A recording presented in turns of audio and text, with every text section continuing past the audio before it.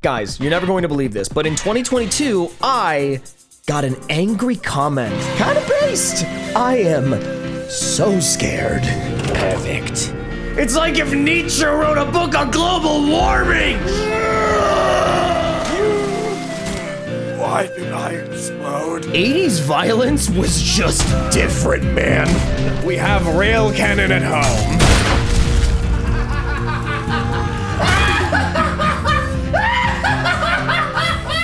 Let's just hold on a minute. What?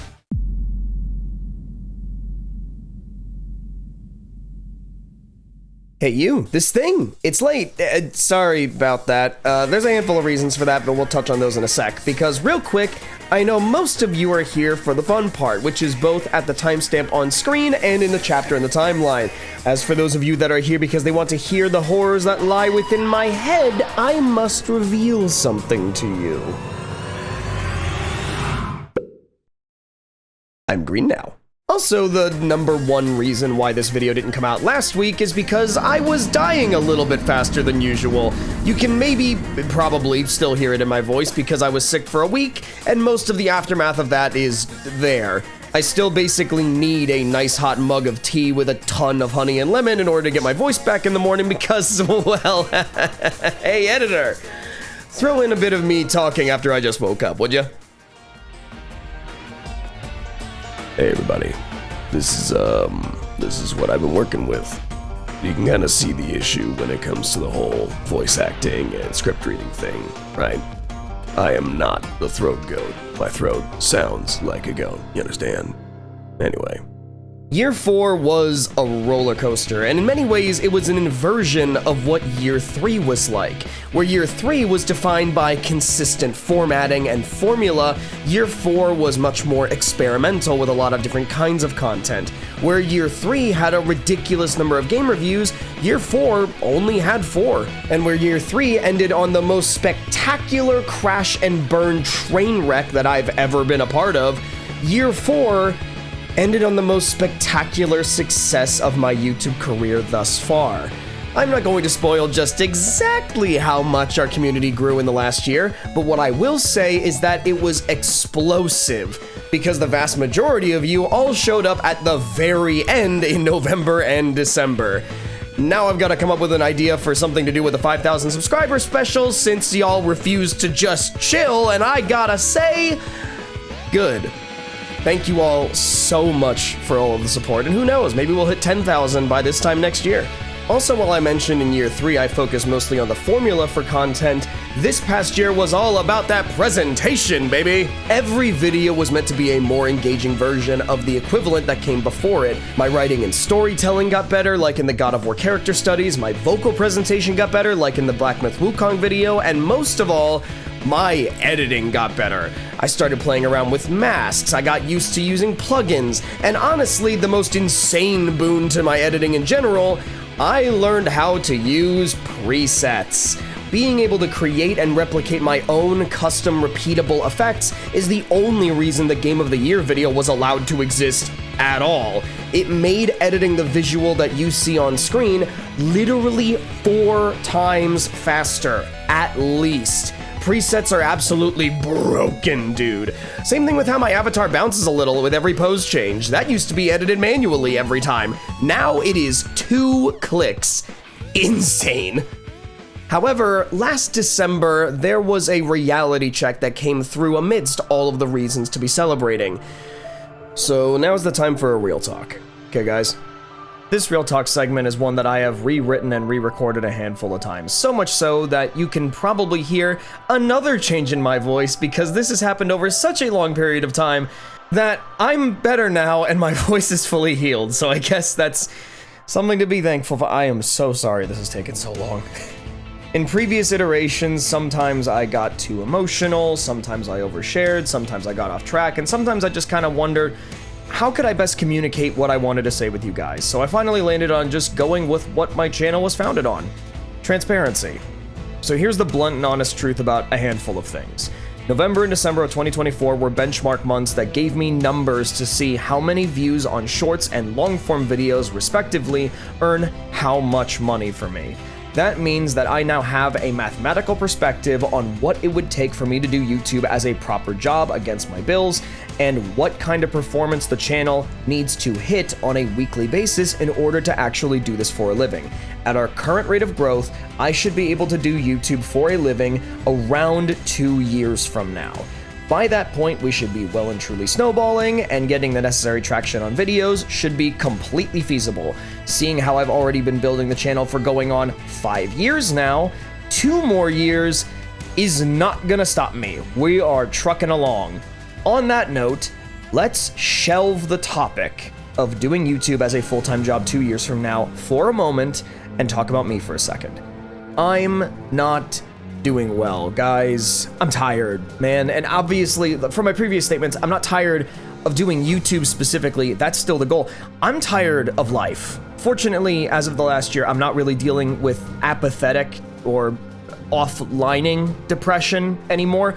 It's just a lot of stress. The kind of stress that means I am tired physically and mentally, literally all of the time, and I never had the motivation to do anything, while also having the kind of stress that means I can't sleep. I can't keep living like this, guys, and I'm not going to. So here's what's happening next. Most of my stress comes from my financial issues. I've had the whole crippling debt thing as a running gag on my channel ever since my literal first video, and I am done having that gag dictate basically everything about my life. That is going to get resolved. Also, since I'm done talking about my debt in basically any context, joking, coping, on YouTube, in personal, or otherwise, I'm going to confess to you guys that my college debt really isn't that abhorrently bad. Like, it's bad, don't get me wrong, it's bad enough to make the jokes about it, but it's not 6 figures bad, you know? There are plenty of people who have it worse, there are tons of people who have had it worse. I've just struggled with making enough money to actually do anything about it. On that note, let's bring back the topic of full-time YouTube in 2 years, right? Let's pull that back. The fact is, as I just stated, YouTube is not going to be a viable job opportunity for at least 2 years unless we explode. I've tried going full-time and getting the channel to pop off multiple times. I've tried different strategies. I've tried long form. I've tried weekly. I've tried shorts. I've tried streams. While I've seen consistent increases in the rate of growth when I do all of those things, I obviously have not been able to brute force the channel into being a viable job right now. With that in mind, I don't have 2 years to wait for the math to start mathing because I have bills right now. So effective immediately, I'm going to start treating YouTube like a hobby instead of a job, and I'm going to get whatever conventional jobs that are necessary in order to take care of my needs. End of story. In an ideal world, I will have my student debt paid off in the next 2 years, even before I go full-time with YouTube. In terms of what that now means for the channel, it means that I'm about to enter what I'm affectionately dubbing my JonTron arc. I will likely go for extended periods of time without a long-form video, but every single time I upload, it will have plenty of time to cook, and I will be serving up the best product that I can give you. I refuse to pump out the slop that's going to happen when I A, have less time to work with it, combined with B, my head just not being in the game because I'm too focused on other stuff going on. Instead, I'm going to take my time and I'm going to make it worth it. You guys have been good to me, and you deserve the best that I can give back in return. I'm also planning on actually supporting Patreon in more meaningful ways this year, since a couple of you guys have been so generous to actually be willing to donate, and I quite literally owe you at least that much. I'll also continue to be active in my community posts. I'm probably going to replace my broken Twitter with Blue Sky because broken, and also because of all the AI BS. And I'm also going to probably be streaming more often since it's pure and simply less of a time commitment than making full-on videos, so they're just going to be more doable on a regular basis. And in the meantime, of course, I've been LomoFX, and without further ado, from storytelling to edits to the biggest finale montage I've made thus far, here's the best of Year 4!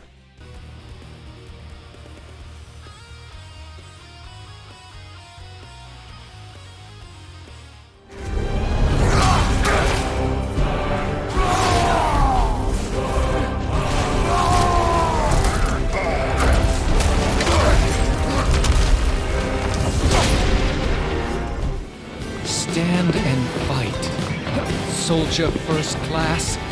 Zack! Genesis. And Gio. And I. Sephiroth! Don't weep. Your tears are empty. Just like you. No!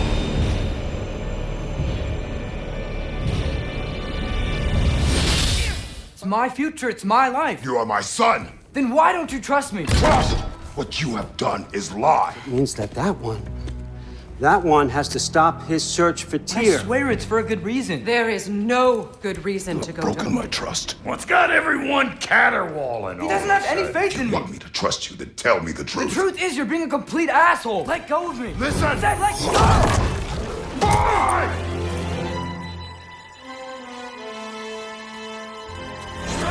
Chris, wait. Yeah, I don't think he's waiting. Hey you, this game. I'm concerned about this game, and I want to talk about why. See, my favorite game has changed over and over with time. Twilight Princess, Halo 2, Mario Kart DS, Hollow Knight, Elden Ring, but you know what's never really changed? My favorite franchises. The families of games I can always go back to for perennial nostalgia, and those are Dark Souls, Halo, and Metroid. With regards to the latter, I have watched every single Nintendo Direct for the last 7 years, waiting with bated breath for any scrap, any crumb of news from the table of Daddy Miyamoto about one single game, and now that I have it, I am so scared. Given only the information that we know, I am genuinely concerned that Metroid Prime 4 has been set up for failure, and if it fails, Prime 4 would almost certainly spell the end of Metroid Prime forever. I was about to make a Crysis video, but then I saw that Crysis 2 Remastered was like 3 times the install size of the original game, so I installed Ultra Kill instead. I played it for a couple of hours before realizing I can milk him. I can milk you. and streaming the game for 6 hours. During that stream, a sentient taco educated me on the finer points of Ultra Kill. All the names of the various speedrun tech, the marksman coin being God's gift to hell, and the fact that you can punch your own bullets to make them go faster. Huh. So, while returning fans will already know this, it's important for new fans to know that Crisis Core effectively served as a secret prototype for what would eventually become Final Fantasy VII Remake back when the original released on PSP. It shares a ton of its DNA with Remake, although with some of the growing pains of being the pioneer game that it was. Incredibly unique and experimental mechanics, weird choices and obsession with one-off minigames, and of course, taking Final Fantasy VII from this to this. Super Meat Boy is a hardcore indie platformer that serves as the full release version of the original Meat Boy Flash game made by Ed McMillan. It's a notoriously difficult game from the golden era of indie games that swept over from Newgrounds.com to the marketplaces like Xbox Live Arcade in the early 2010s. Yes, a bunch of equipment has at least one reskin, but it's usually only one, and there's more to pick from now. Yes, there are repeated bosses and mini-bosses, but there's actually a handful of different ones instead of having them all just be trolls. Side note, unscripted, the first time that you run into a troll in the game, you hit it with a train and Kratos insta-kills it in a cutscene. They really wanted to distance themselves from those trolls. With the help of Gino, a warrior from the Star Road above sent by a higher power okay guys, let's not beat around the subtext here. Gino's an angel from heaven sent by God to shoot lasers through the face of corporate industrialization, which, you know, kind of based. Guys, you're never going to believe this, but in 2022, I got an angry comment. Thank you. You're too kind. And you're just brown nosing. Yeah, whatever, Diamond doesn't know that, but this one stuck with me. The comment was made on my review of Callisto Protocol, angry at my oxymoronic statements about the game's level design. Quote, so you say the game's too linear, then complain about the fact that you got lost. Make that make sense. Okay, I'll make it make sense. First, I am going to aggregate the critic review scores from every major outlet that I can find that reviewed each of the games, including other aggregation sites like Metacritic. Then I'm going to scale every single score to an out of 10 system and average all of them together. Hey you, this thing, I don't like this thing, and it physically hurt me to play so much. I'm not even joking, but we'll get to that later. After all, I just did a review on the original game. I played through it at least a dozen times, so I mean, come on, how bad could it?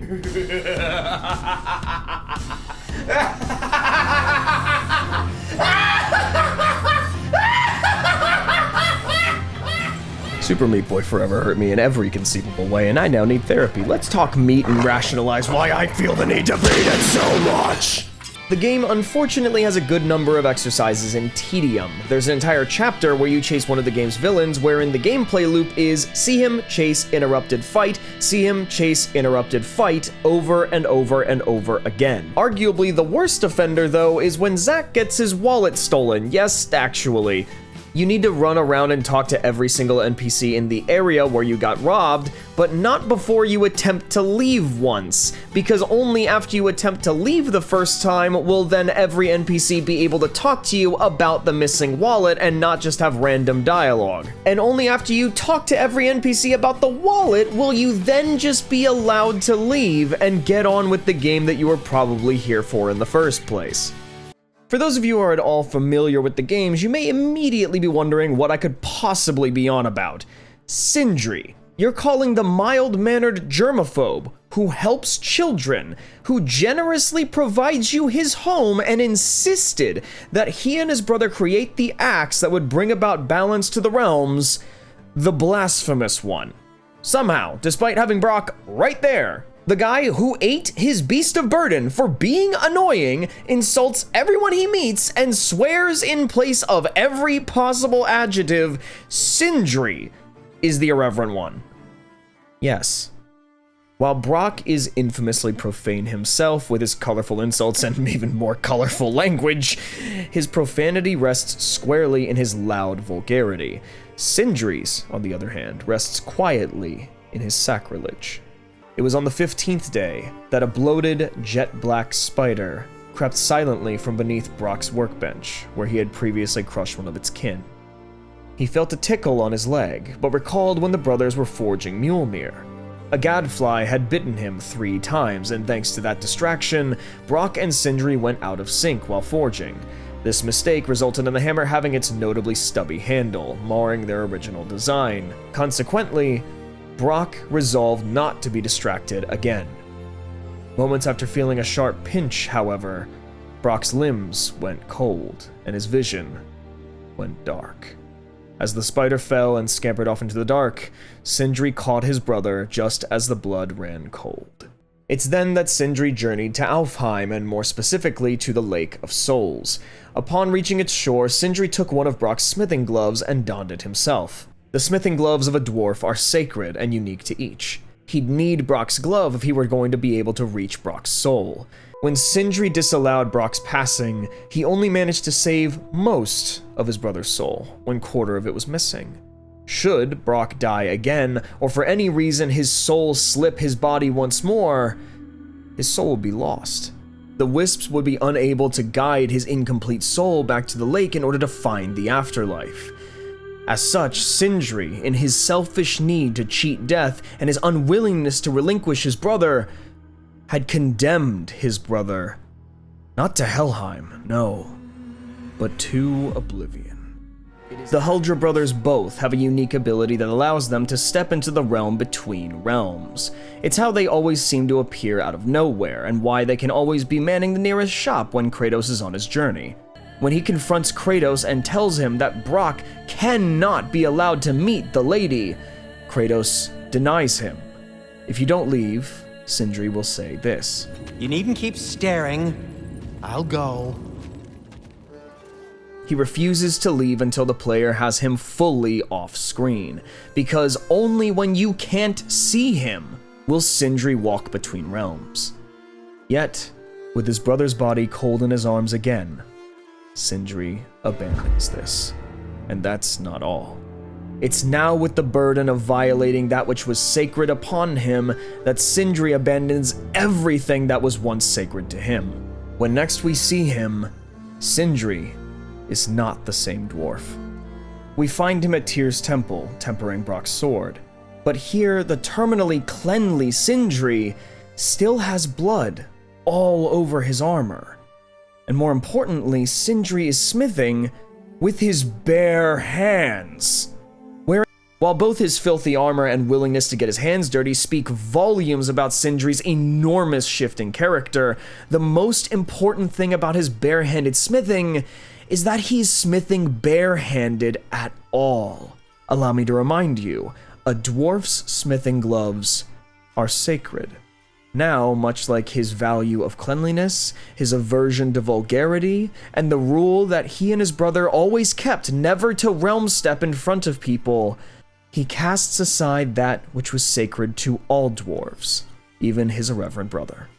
Odin's ambush provided Sindri a convenient scapegoat for his trauma. It was Atreus who wanted to save Tyr, Atreus who ventured into Asgard, Atreus who disappeared to gods know where for 2 days, Atreus who freed Garm from hell and allowed the enemy into my home, Atreus who lost control and mauled me as a bear! I gave you everything. My skills, my friendship, my home, my secrets, my treasures, and you just kept taking. And now what have I got? Not even my family. You want sorry? This is what sorry looks like. Hey you, this field, I'm in this field, except technically not, and I want to talk to you about why. We're 2 sentences in and I'm hemorrhaging audience retention, so here's the point of the video. I want you to understand the modern reality of trying to be in the graphic arts, and why getting a job in the field has gone from very difficult to nearly impossible to, if nothing is done and soon, essentially impossible. I am not the first person to talk about this, and I will not be the last, because despite the name that I go by, I am not alone in this. Because of recent developments in the industry, many thousands of creative people find themselves without work, and if nothing changes, many thousands more will find themselves without income, without options, and potentially without purpose. This is the honest reality of being a new graphic artist, and this is our story. The Callisto Protocol is a game which gives the player literally no way to actually identify where they're supposed to be going. Instead, it relies purely on visual cues and its own linear level design to drive the player forward and hope they don't get lost. However, if either one of those 2 things failed to grab your attention, then the game just kind of breaks. I'm in danger! Prime 4's HUD looks absolutely incredible. First of all, it is one of the very few Prime games that actually gets Samus's visor right. Samus's visor in the first game is shaped like this, and Prime 1's HUD reflects that accurately, but for every other subsequent game in the series, she has her iconic visor that's partly inspired by those of the Galactic Federation. Thing is, literally only 1 game represents this correctly, as Prime 1, 2, and 3 all have HUDs that show Samus with the same concave dome piece that comes down in front of her visor from the top of her helmet. Not only does Prime 4's HUD have the appropriate shape, but by virtue of that, it opens up more room in the center of the screen, giving players a clearer field of view. Generally speaking, Super Meat Boy's notorious difficulty comes from a good place, being a requirement of technical skill. Where other games will add difficulty by adding damage sponges to force wars of attrition, RNG which will determine how well your run will go, or threats that you couldn't have possibly known about in advance without a walkthrough, Super Meat Boy is a pure and simple example of being hard just because you're bad. The better and more precise that you become with the game's platforming, the easier the game will become. The game only has a handful of difficulty spikes that are disproportionate to the rest of the levels in a given world, but the worst of these come at the end of the game anyway. And speaking of the end of the game, Super Meat Boy has a massive amount of replayability. The game is one of the quintessential examples of easy to learn but hard to master. Beating levels quickly will potentially earn a player an A+ time if they were fast enough, and doing so allows the player to play the Dark World version of that level. Dark World levels are the same as the ones you've conquered in the Light World, but cranked up to endgame difficulty from the beginning. Not only do the Dark World levels provide an additional challenge to players, but they also earn the player additional ending scenes that further wrap up the main story. Huh, this really makes me feel like I'm playing Banjo-Kazooie as a kid again. Before immediately being followed by, huh, so this is how the internet has ruined me. Oh no.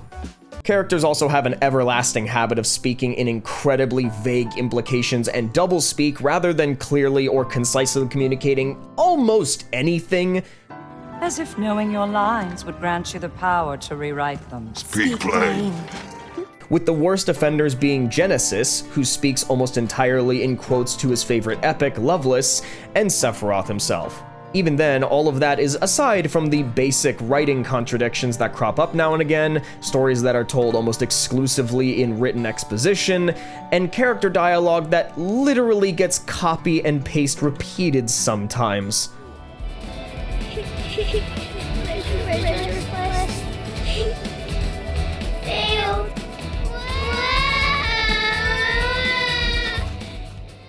Now, let me be crystal clear. Ultra Kill is a Doom clone. If you think otherwise, you're either blind or you have never heard of Doom. My point isn't to argue that it isn't essentially a parody of Doom and Quake. It's to argue that Ultra Kill is more than that. Yes, it's a game about a lone gun-wielding murder hobo slaughtering demons in hell. Yes, you have the same basic tools to do so. Multiple different kinds of melee attacks for different situations, pistol, shotgun, minigun, rocket launcher, railgun, alternate firing modes for each. Even the base movement is similar to Doom Eternal specifically, with the fast movement, no sprinting, high jumps, dashing, a grapple hook, and weapon-assisted movement tech. However, despite all of these parallels, to write Ultra Kill off as Doom on a budget belies a big difference in nuance. Final Fantasy VII Rebirth was pretty buggy on release, unfortunately. With regards to the game-breaking problems, the game did have one hard crash for me while I was trying to leave Cosmo Canyon for the first time, and one freeze during a very late-game cutscene that I'm not going to show here. In the middle of the road, we have some very weird mechanical issues that impact gameplay, like for example this time that Titan managed to interrupt Aerith in the middle of her limit break cutscene, something which conventionally makes you completely invincible, and then kills her before the effect of her limit had resolved. And then in terms of smaller things, we see a massive number of polishing issues, which in what is inevitably about to become an editing nightmare for me, I will sprint through for you here.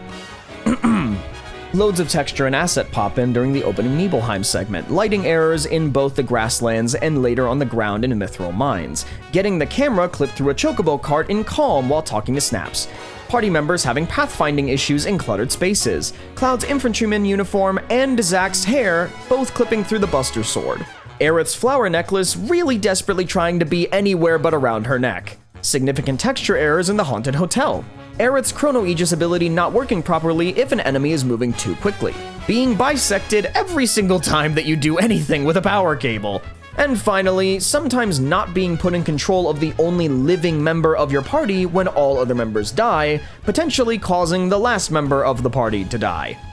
Unlike my review of the last game, I'm not even going to bother addressing the stuff that I called sloppy design decisions last time, because with the scale and nature of Rebirth as opposed to Intergrade, some things like having your party just teleport on screen is kind of acceptable and a very, very lesser evil. In 2014, I worked a warehouse job, and one of my bosses used to be a graphic designer before he got into management.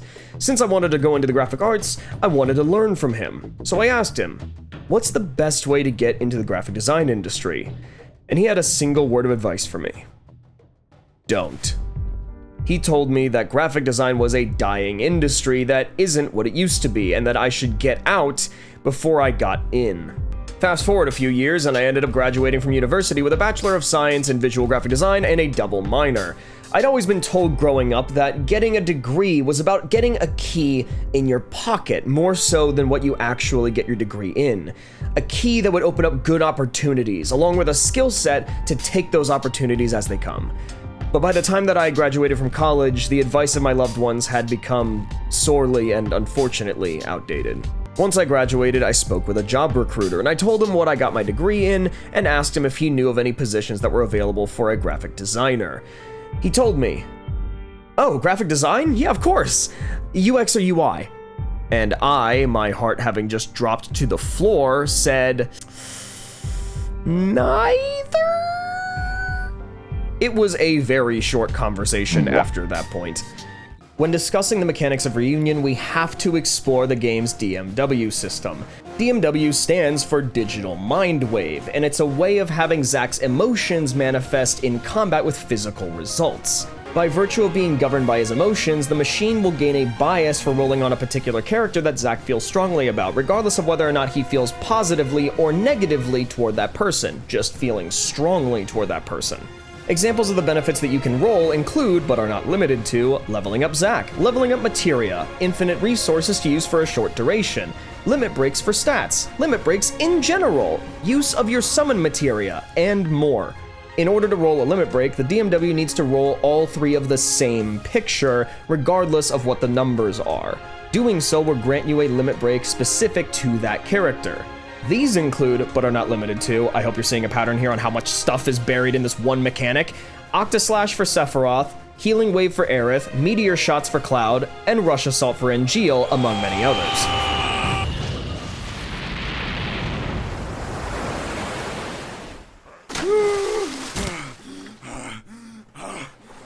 Why did I explode? Each chapter shows Meat Boy standing on a planet near the horizon. The conclusion of a given chapter's final level will then have some sort of impact on the planet going forward. Dr. Fetus, yes, really, that's actually the villain, burns down the forest and goes on a massacre against the forest creatures in Lil Slugger. Although the squirrels do manage to bring Lil Slugger down, it's too late for them and their home, and the forest is left a scorched, trap-ridden hellscape. But at least the planet's okay, because all these dirty needles falling out of that abandoned hospital were apparently just filled with the good stuff. Although, after Dr. Fetus dumps the contaminated blood in the hospital everywhere, the high definitely wears off. Conveniently though, the land was then sterilized with salt. Wait, salt in there's a bad thing? Oh, well, I mean, I'm sure it'll be fine, and now we're in hell. I mean, surely once we get out of this, we can fix everything. Oh, the world's dying. It's the end of the world. There are flies and maggots everywhere. The world was alive, and now it's full of maggots, and now it's dead. Now it's dead. The world is dead. The world remains dead, and we have killed it. It's like if Nietzsche wrote a book on global warming. What? Oh, shoot, yeah, dang. Sorry, levels. Exploring a deep underground well full of all manner of different creatures that control various territories of the map. By overcoming, defeating, or reconciling with each of them, you will finally be able to uncover the secrets of what lies in the dark, if you survive. And to help you survive, you have the power of childhood nostalgia! Behold, the yo-yo, the slinky, the frisbee, those little bubble wand things that come with the little bottle of soap that will inevitably stop working as well as it used to, and it's just gonna sit under the sink for like the next 10 years until you find it behind the Windex and remember how long ago those times were, and it's actually— Don't worry about him, he'll be fine. It is a 2D Metroidvania in the purest sense of the term, and it's been done with a very strong aesthetic, with unexpected approaches to game mechanics that keep things fresh. 9 out of 10. And speaking of something that I'm sure will be a 9 out of 10, you know what game is coming up next, right? Are you okay? Huh? Oh, yeah, no, it'll be great, yeah. What are we talking about? Oh my god. Oh, Shadow the Hedgehog is the GameCube sequel to Sonic Adventure 2, Sonic Heroes, and my mom would not let me play it as a kid. Also, as a kid, I was so innocent that I genuinely didn't register that Shadow swears when he dies. I always thought the line was, "Damn, not here. And now as an adult, I realized that my mom wasn't actually protecting my innocence from vulgarity, she was protecting my love of Shadow from this game. What even happened here? Shadow gets woken up in Sonic Adventure 2? Selective amnesia. Shadow dies in Sonic Adventure 2. Gets brought back by popular demand with amnesia. Did you play Sonic Heroes? Just kidding, no you didn't. How about more amnesia? Shadow's entire in-game life has just been the tragedy of us watching an amnesiac friend relapse and forget who you are 3 times. Then in terms of this game, the whole narrative is about Shadow discovering himself and understanding his past, both literally in terms of the endings and meta-narratively by having every single level be determined by butterfly effect. I'm sorry, what was that? Until Dawn? Nah, couldn't be. Nah, rip off. Until Dark over here did it a full decade earlier. All of your weapons have infinite ammo, and anything that isn't infinite, like your dashes or your alt fires, will recharge automatically after a short time, so they are still technically infinite if on a cooldown. There's nothing limiting your ability to play the game, save for those occasional cooldown periods. With that in mind, the goal of Ultra Kill is not to use your resources such that you don't run out of them. The goal of Ultra Kill is to use your resources in the most effective and creative ways possible so that you can kill as many enemies as quickly and as stylishly as possible. And while we're on the topic of killing enemies with style, let's talk about how lovably jank this game is. Ultra Kill has a special kind of jank. It gives flavor, makes it unique. There are no glitches in Ultra Kill, only features. Literally, like the whole parrying your own shotgun shots thing? The dev figured out that you could do that because your melee comes out faster than the projectiles can move away from you, and instead of patching it out and doing the thing that would make any sense at all, because also theoretically parrying a projectile going away from you would change its trajectory to just hit you instead, but it didn't. And since it didn't, they codified it and called it projectile boosting. Can we get rail cannon? No, V1, we have rail cannon at home. If you're still learning, the muscle memory's not there yet, and you haven't memorized every level by heart, you can take your time, take in your surroundings, figure out where you're going, question your life choices, get your dreams crushed, get a new dream, start a YouTube channel because the second dream didn't work. I feel like we're off topic. UX and UI, short for user experience and user interface respectively, are the cornerstone points for web and app design, and both require more technical programming skill than artistic ability, something which is not touched on outside of classes that are explicitly for interactive digital design.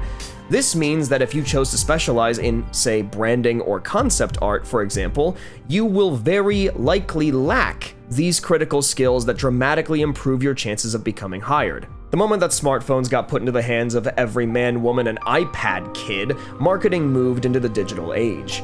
Your ability to do graphic design was no longer a matter of designing merchandise, logos, and billboards. It was your ability to template a website and, "Hi, welcome to McDonald's, will you be using your mobile app today?" Please, subscribe if you like these kinds of reviews. Remember that simple and honest communication can resolve most problems. Kratos, boy. Super Meat Boy has very little in the way of any real story. The entire game, outside of the opening cutscene, is strictly show don't tell. There is no verbal or written dialogue, only what the game shows on screen. No complicated themes, no morally gray characters, just a block of meat, a girl made of medical gauze, and a hyper-intelligent fetus with no friends. The story of Super Meat Boy is that no one likes Dr. Fetus, and by virtue of that, he hates everyone too. Most of all, though, he hates Meat Boy. So just to be spiteful, he kidnaps Bandage Girl and sets up all manner of defenses to get in his way. And by all manner, I mean like 4 manners-ish. Saws, Lil Slugger, missile launchers, and an average Twitter opinion. I said that I graduated with a graphic design degree. I never said when.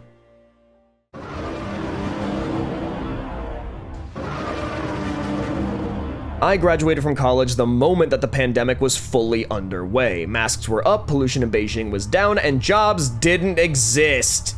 In 2021, I began my job hunt for 6 months, and not only did I not get hired, I was only given 2 interviews. Barrett is an emotional character. He's a very passionate character. But sometimes, whether it's because he needs to be strong for the people around him, because he needs to get a job done, or just because he can't afford to process the emotions he's feeling right now for fear of showing weakness, he will suppress and retreat his emotions inside of himself, and every single time, this is visually shown to the player rather than stated. While Barrett actively wears his passion and his ambition on his non-existent sleeves, he wears his heart in his eyes. Let's go. Upon returning home, knowing the ridicule and abuse that would be dumped on him, after having to bear the weight of his delusional best friend dropping a lifetime of guilt on his shoulders with his dying breath, after completing Red 13's trial and learning of the fate of his family, heck, if you have Barrett on your team to fight in the arena against Corneo's goons after he goes to see Loveless in the theater, he will actually have his shades on, because the play only reminded him that Jesse is gone. The eyes are the window to the soul, and Barrett, being the most soulful character in the story, knows that if he doesn't want you to know how he's feeling, he just needs to block the windows. Bear with me, because technically any statement about specific years in the timeline for Metroid is false. The timeline is a huge mess, but generally speaking, it's accepted that 20X is the 2070s. Going with that, hold it, nope, just kidding, we are actually skipping the bit about the timeline. We are not talking about that. What? Why would you do that? Half of it has already been edited. Why? Because I did all this research and all this writing, then I find out that, actually, we beat Prime 3 before 2076, as confirmed in the opening crawl of Federation Force, the only one I didn't play because who did? Whatever. Point is, Prime 4 is going to be taking place around the same time as Super Metroid and shortly before Other M, so it makes sense that her armor's going that direction, and the trailer references Super Metroid a lot. Next! Once again, I've heard something that I can't unhear, and now I have to share it with you. There may be a whole one of you that's going to understand the following sentence, but there's a Shamotion in this Final Fantasy VII game. What's a Shamotion? Well, they're this random one-off alien race from Dragon Ball Z Broly. Z, not Super. Specifically, this brat in the slums market is a Shamotion. This kid basically exists exclusively to scam you, I hate him, and he's voiced by the same person who voiced the Shamotions in Team 4 Star's parody of Broly. So if for whatever reason you've had this undying urge to hear this literally nameless NPC say super out-of-pocket things, then I have good news for you. Oh, come on. You saw, I've been here the whole time. Actually, we much enjoy the slavery. Say what? Guys, what's our safe word?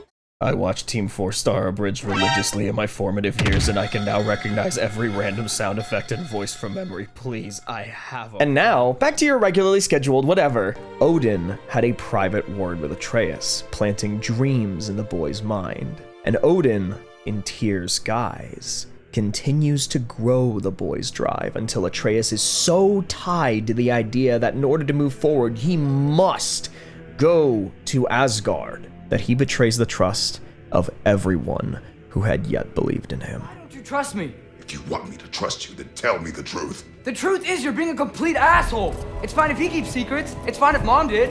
It is not fine. Oh, okay. So you don't believe in her anymore either? Why, this is not about your mother. That's quite enough. Since when do you always take his side? Since he became the one making sense. But I swear it's for a good reason. There is no good reason to go to Odin. I gotta stop something bad from happening. Something bad did happen. Look at me, at Freya, and Tyr. Odin did this to us. You must choose who you are going to be. Are you going to continue to lie and keep things from me? Or are you my son? I never get to choose. Just leave me alone. Listen. Let go of me. Listen. Let go. Everyone, from Kratos to Mimir, from Freya to the dwarves, had always been openly against Odin and Asgard at any cost and on any principle. Atreus, however, had become so married to the idea that he must go to Asgard for answers that he internalizes everyone's rejection of Asgard and Odin as instead a rejection of himself. This is why he says, Great, I guess everybody's against me now. no one has ever been against Atreus, but they have always been against Odin. As childish as it is, Atreus genuinely did not see the potential risks or consequences of his actions until the incident with Garm. There was a wolf in hell, he's in chains, and I set him free. I thought that if... Garm? Great bleeding lad, you feed Garm? If the Hound of Hell is loose, he'll chew through the fabric of the realms. What would drive you to such mischief? Hellwalkers are just Is the this beginning. no What are you thinking? Enough! But when his noble intentions do finally fail him, instead of being combative, instead of being defensive, instead of being disrespectful, he learns, he grows, and he admits that he was wrong. Without you, I got reckless. Overconfident. Made stupid mistakes. I don't know why I thought I could do this alone. You were right. No.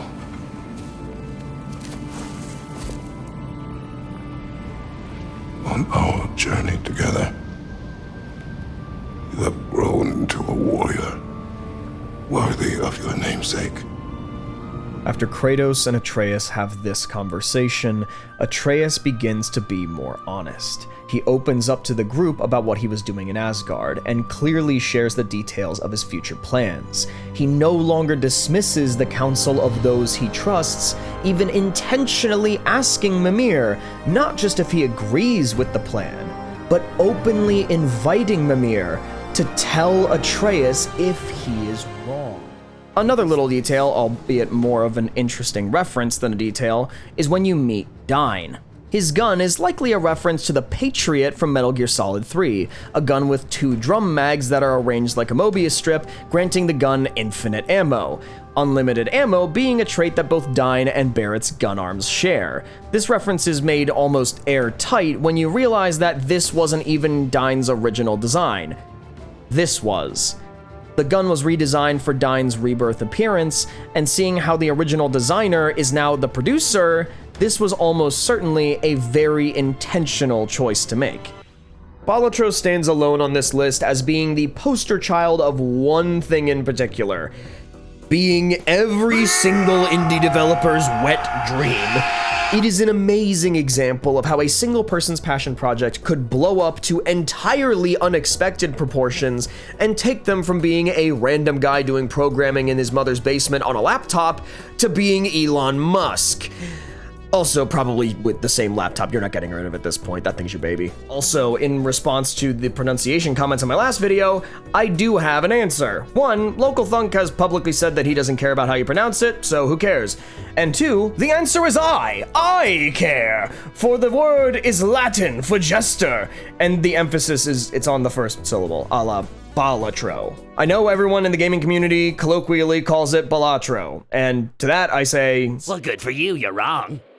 As I was saying, our father created me with the sole purpose of becoming perfect. Now take the example set by the Mario series for good intuitive level design, and then look at something like Kaizo Mario or Cat Mario. These are meme games that effectively look at everything we just talked about in terms of good level design and takes every single one of them behind the woodshed. Unclear obstacles, deceptive platforming, traps that are impossible without using frame-perfect inputs that you could have only known about if you'd leveled divination beforehand. These are not hard platformers. No, Super Meat Boy is a hard platformer. Hollow Knight is a hard platformer.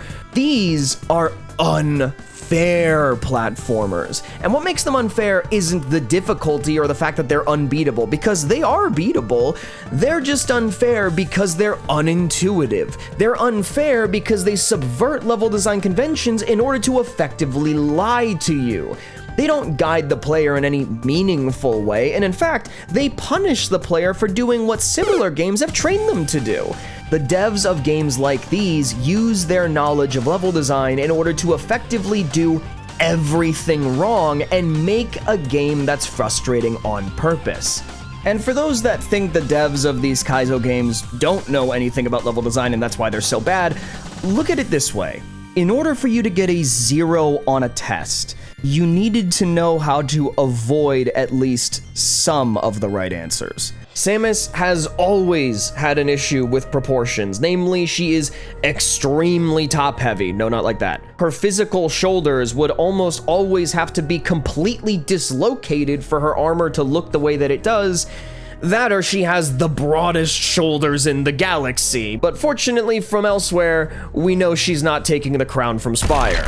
The game was designed knowing that it was hard, but it also gives you all of the time and tools necessary to figure it out. You can almost always see what's coming in advance, and you can take your time to prepare for it. Likewise, because of how the game mechanically functions, it's okay to make mistakes.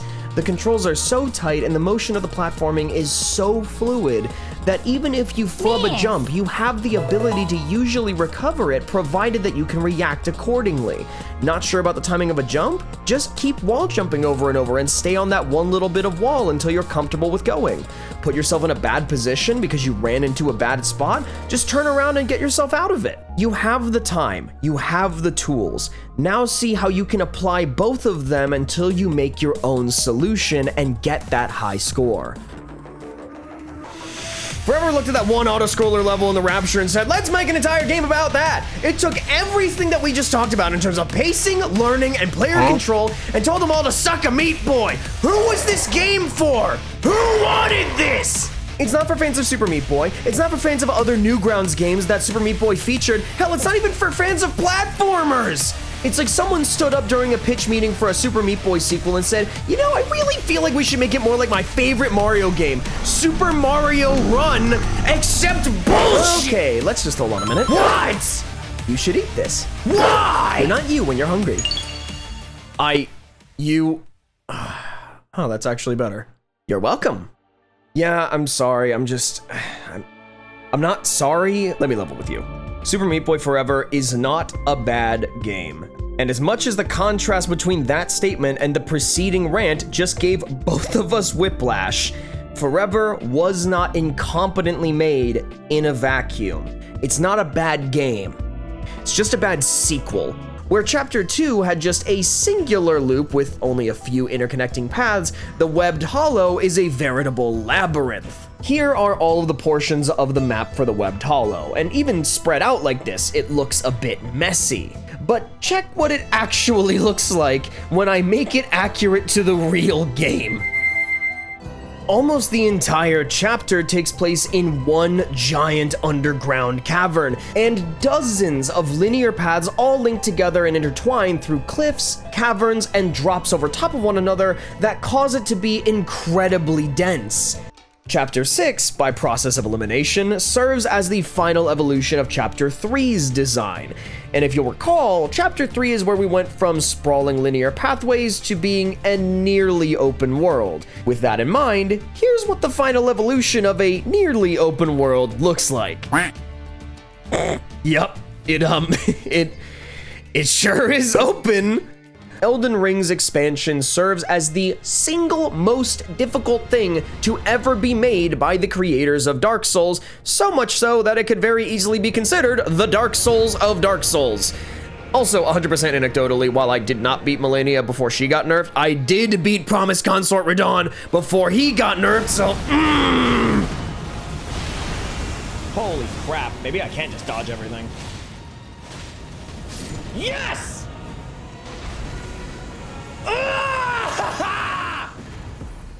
Remember how one of the big points I went over in this video with Super Meat Boy was that it was a fast-paced game that you were allowed to play slowly? If you tried something and it didn't work, you could take your time and think about the problem in order to come up with a solution. But in Forever, you can't do that because the game decides the pace for you. You can't stop moving unless you hit a wall. And then we have another issue. The average block size that the levels are made out of is substantially larger. In Super Meat Boy, almost everything was composed of the same one block size that Meat Boy is, but in Forever, that average building block is much larger. This results in walls that are around 3 times as thick, and that means that obstacles and enemies that would normally be in your field of view are that much more off-screen.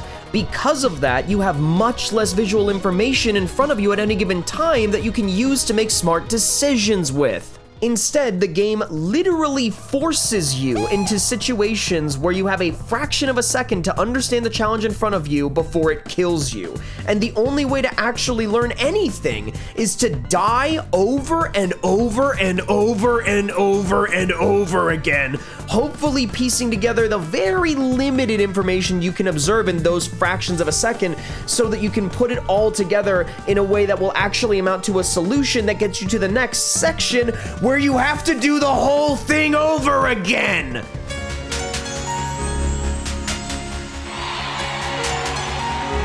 Good job. Psylux's introduction is interesting for several reasons here. For one, in Prime Hunters, Psylux was actively competing for the ultimate power of the Olympic Cluster against a known space pirate, Weevil.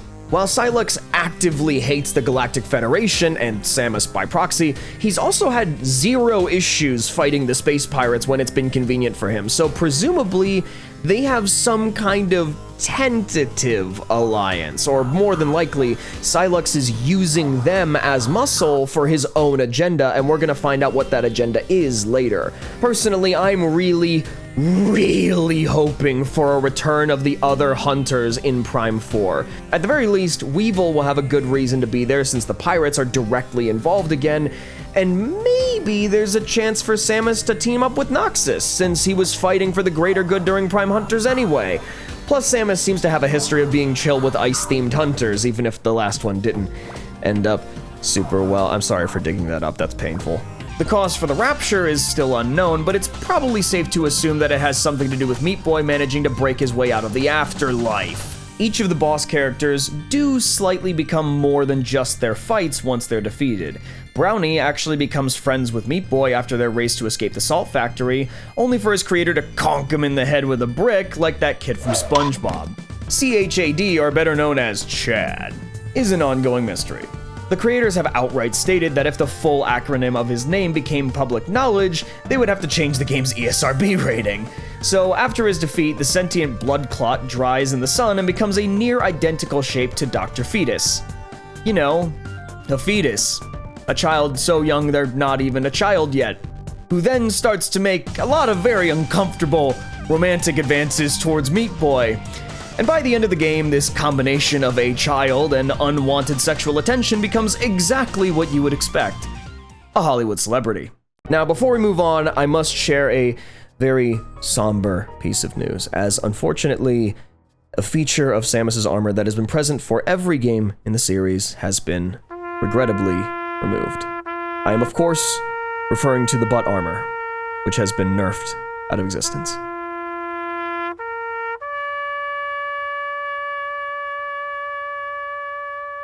Your default jump is pretty high, and your ground slam jump is even higher, but this game was inspired by the likes of Quake, so obviously we have the golden oldie, rocket jumping.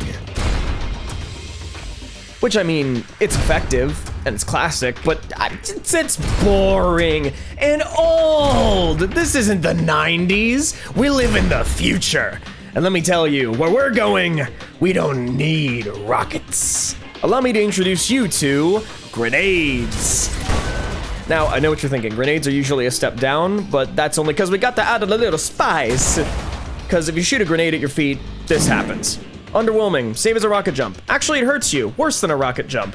But when we combine this grenade with this laser, we take rocket jumping into the nuclear age. Introducing the core eject nuke.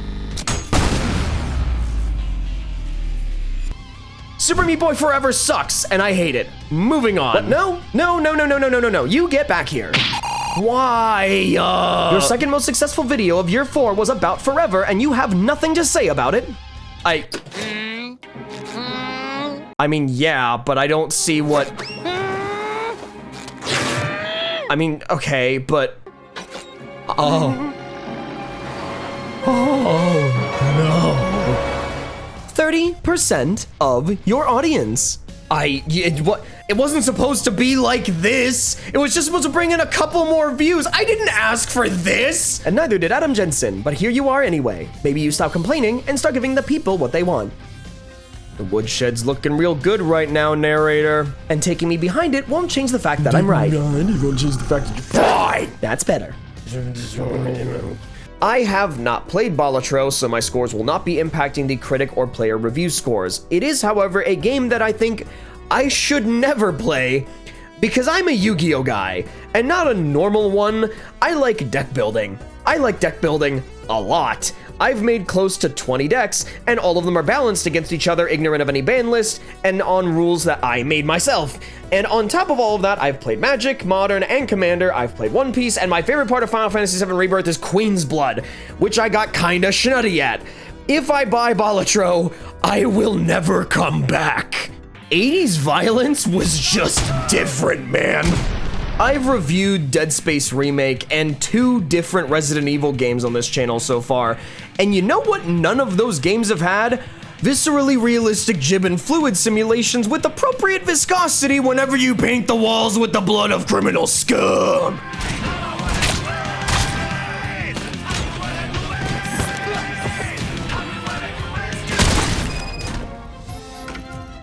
It's literally impossible for you to memorize the maps and optimize a route, much less come up with one that's all your own. This is why I said this game isn't even appealing for platforming fans, because it's not a platforming game. It's a puzzle game, skinwalking as a platformer in your front yard. Something which is going to be the single most gut-wrenching spoiler for certain die-hard members of the community. Please don't take it out on me, I'm just the messenger. The creators have spoken, and they have chosen a clear favorite in the Aerith versus Tifa war. A fair reminder, before we get into this, the same people who were the writers and original artists of Final Fantasy VII for PS1 all the way back in 1997 are also now the directors and producers of the remakes currently. This is inarguably their vision for the game. You can go on dates with every member of the party when you make your return visit to the Gold Saucer, and you have a default or intimate outcome depending on how close you are with that character. Between Tifa and Aerith, Cloud chooses a very clear favorite. When you get to the Sky Wheel with Aerith, a moment forces them together where they almost kiss before sitting down and having 1,000-yard stares, processing what they almost just did and questioning whether they want to.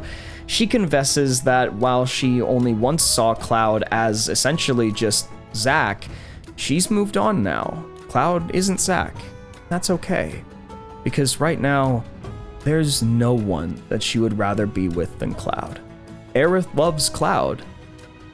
And that's it. She holds his arm and has to convince him to just let her have this for the rest of the ride. Then Cloud goes from stoic to just full arrow ace, as when they get off the ride, she thanks him for the experience, and Cloud's response is, "You're welcome, but I didn't do anything." He is totally oblivious and non-reciprocating to her feelings.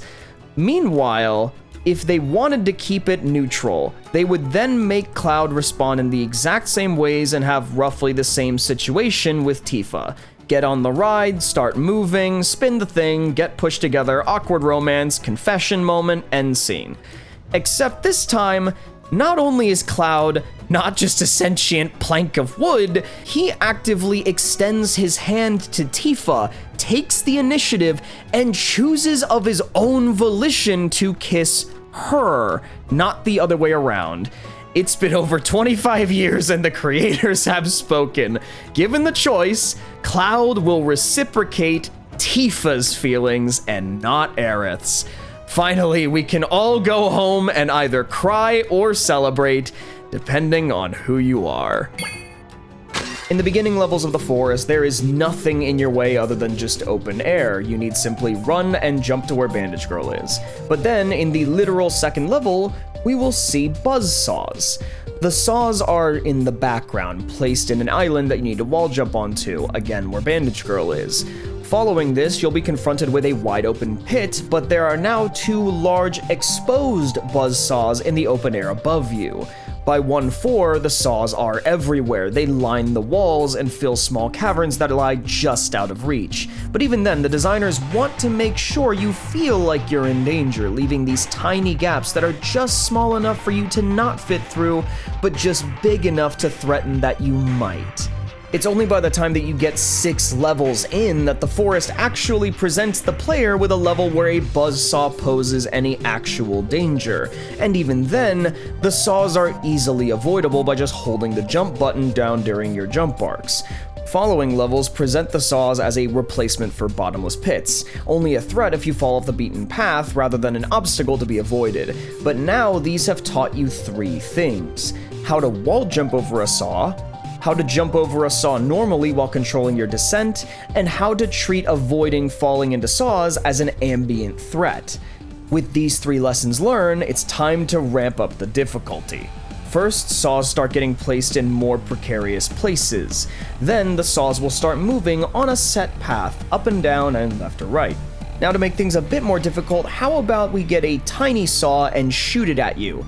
Now, what if you had a saw that's placed on a rotating axis going around a platform? How do you time that? And it's once you have the answer to all of these questions that the game presents you with a test. The Battle of Lil Slugger.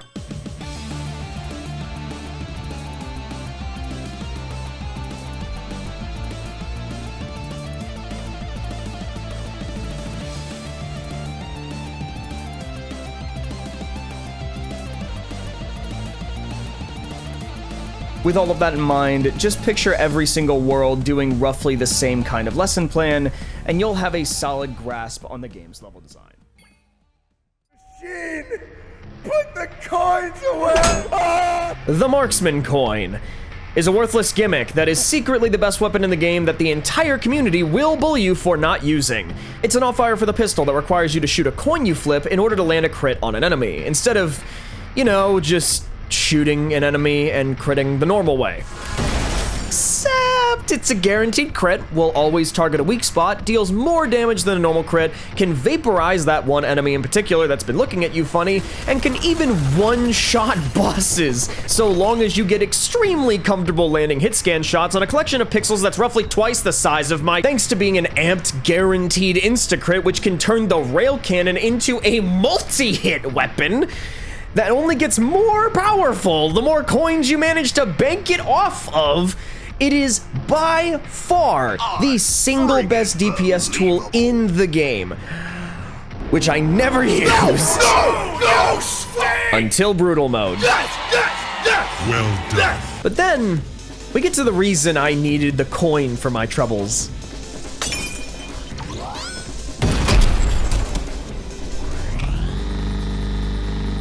V2 is the 2nd generation model of the same robot that you are, and he's one of the first brick wall skill checks at the beginning of the game that players are going to have to deal with. He can do everything you can, the same weapons, same alt fires, sliding, dashing, wall jumping, the works. V2 is an early wall for beginning players to scale, yes, but this fight is not the reason that I started using the Marksman Coin. Heck, I beat the entire game on standard and violent without using the Marksman Coin, ever. No, this is what made me use the Marksman Coin. Murder.exe fully online. Where is he? I can't hit him. Is he above me? Dude, he took no damage that round. Okay, I can't use the magnet or I literally can't see him now. That water doesn't work with the railgun, apparently. I need to start parrying him. There's just no way. I literally have to parry him or I'm never going to heal. I can't hit him. I'm not getting blood. The parries aren't hitting him. Wait, I can't hit him. Okay, that's a start. Wait. I think this is it. I got it. This is a strat. This is it.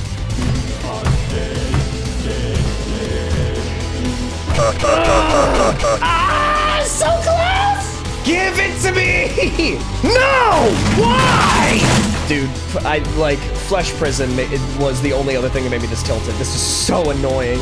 Let it end! Let it end! Come on, I just need one more! Yes, finally! Ah! V2 on brutal difficulty literally never stops moving, and without using big AoEs and predicting where he's going to go, or just using a bunch of area denial stuff that's never going to work because he's never going to stand in it for long enough for it to matter, your best damage dealer is going to be hoping and praying that your parries actually hit him. Unless, that is, you just use a gun that will never miss. Yes, you heard me right. Shooting a literal quarter that you flicked into the air is easier than hitting a robot with the zoomies. The general gist of Balatro is that you start every fresh run with a basic 52 card deck, except for when you don't, and then you will add, destroy, duplicate, and manipulate cards into your favor while you slowly make a build that will do one of three things. Come on, come on, come on, come on.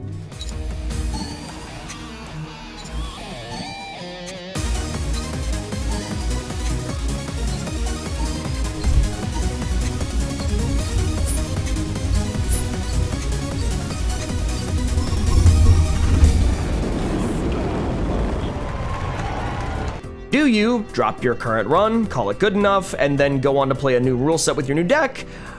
Or do you have any pride? How good is your build, really? How invincible do you think you are? Come on, 7 out of 10 gamblers cash out right before they hit the big time, so... Hit me! Fight me! Give me a hug. Really? Oh God, no! Play this game, it's crack. You are both Sun Wukong, but you're both missing something that the other has. And that's shown when the fight transitions into Phase 2. In Phase 2, you are stripped of everything that made you the new Sun Wukong. When the phase begins, the broken shell reclaims every piece of Wukong's essence that you've spent the entire rest of the game acquiring. With all of his influence stripped from you, you lose the ability to use Wukong's staff form. Meanwhile, the broken shell has become everything that Sun Wukong used to be, filled with all but his mind. After the transformation, he even struts up to you in the same pose that you used to have in the Wukong staff form. And the disrespect this mindless version of Wukong will dish out on your nameless monkey is absolutely diabolical. Yoink.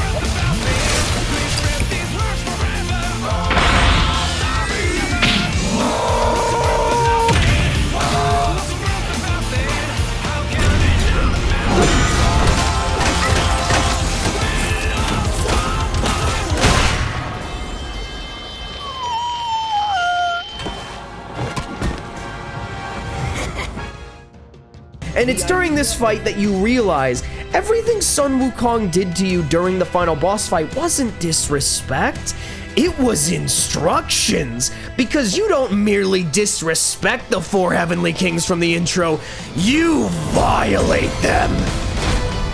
Oh look, it's raining blood. Here's an umbrella! It's about sending a message! You Ungut when you should have Bungut! This monkey's gonna wear your dragon like a scarf!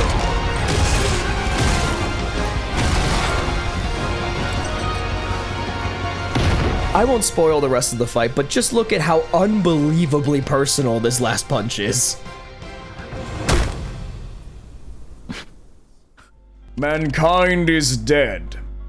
Blood is fuel. Hell is full. So when you get there, tell them to make some room.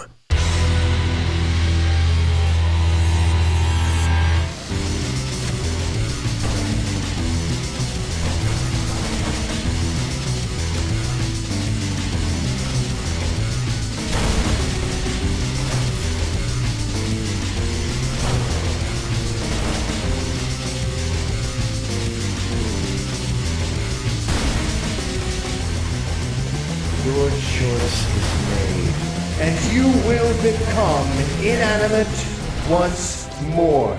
Behold, the power of an angel!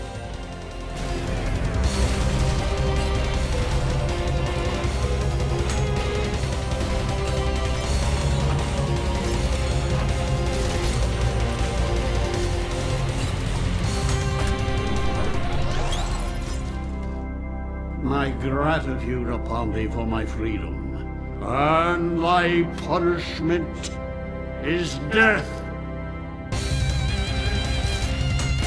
Judgment. I prepare thyself. Die. I end it now. We.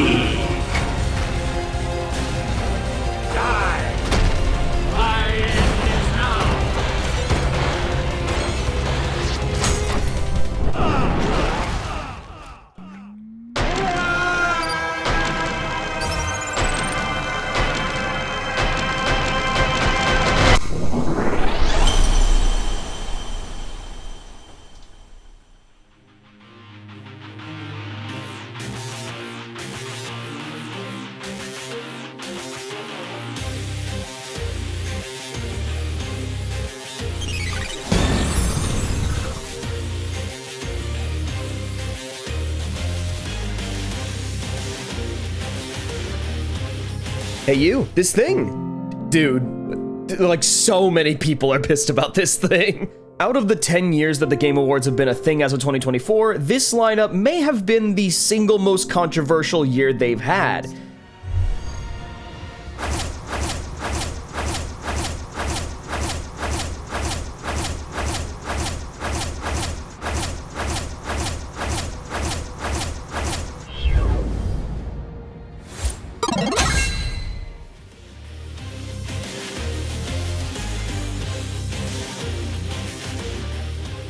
Dr. Fetus is a real core character this time around, but he's been reduced to a petulant shell of what he used to be.